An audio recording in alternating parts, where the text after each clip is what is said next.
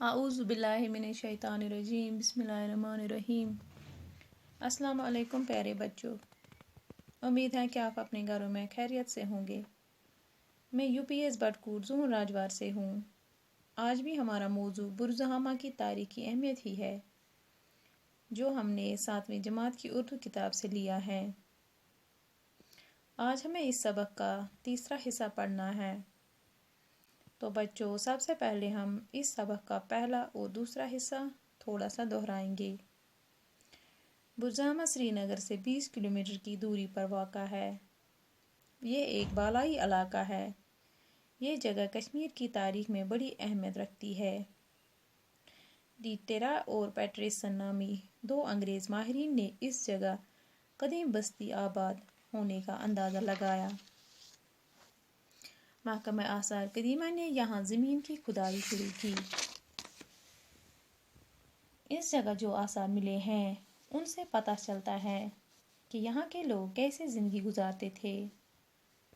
برزہامہ کے باشندے شروع میں گڑھے نما غاروں میں رہتے تھے۔ وہ گڑھے 3 سے 4 میٹر گہرے اور 4 سے 5 میٹر چوڑے ہیں۔ ان گڑھوں کی چھت بھی بنائی جاتی تھی۔ یہ چھت بھوج پتھر کی ہوتی تھی۔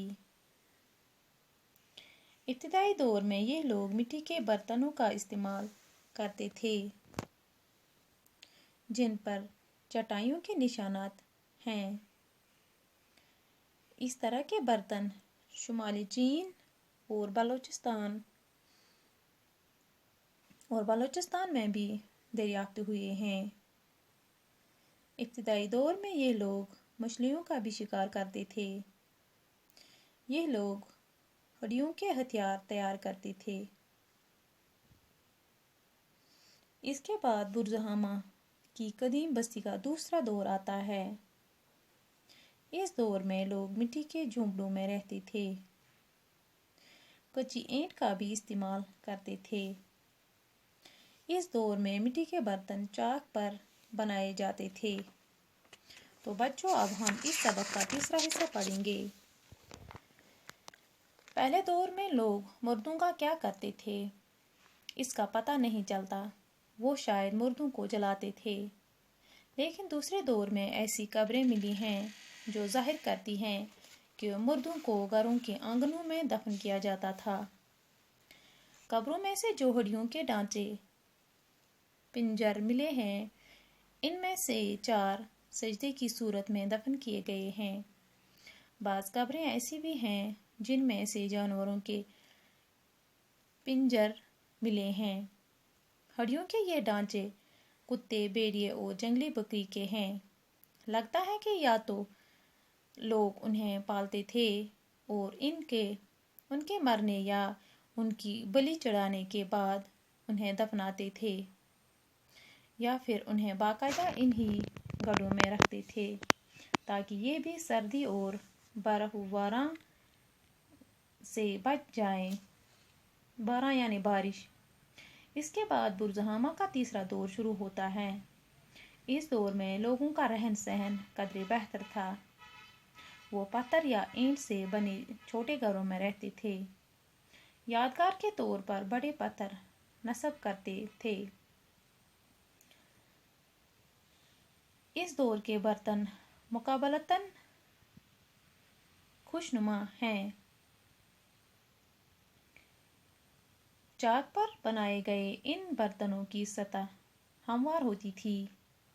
برزہامہ کے قدیم باشندے سنگ تراشی کے فن میں بھی کچھ مہارت رکھتے تھے۔ اس کا اندازہ اس پتھر سے ہوتا ہے جو وہاں تالاب میں لگا ہوا ہے۔ اس پتھر کی دونوں سطحیں ہموار ہیں۔ ایک سطح پر ہرن کے شکار کا منظر کندہ کیا ہوا ہے۔ پتھروں کے علاوہ اس دور کے دھات کے چند اوزار بھی دریافت ہوئے ہیں۔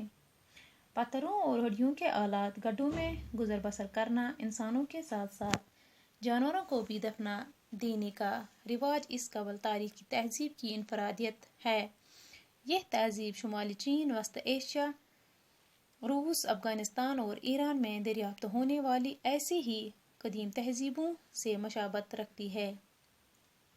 برزہامہ کے قدیم آثار میں سے بعض اس وقت کلکتہ کے قومی عجائب گھر نیشنل میوزیم میں رکھے گئے ہیں۔ ان آثار کے ذریعے سے کشمیر کی قدیم ترین تہذیبی زندگی، لوگوں کے رہن سہن اور دوسرے حالات کا علم ہوتا ہے۔ تو بچوں، اسی کے ساتھ یہ سبق مکمل ہوا۔ آج کے لیے اتنا ہی، شکریہ۔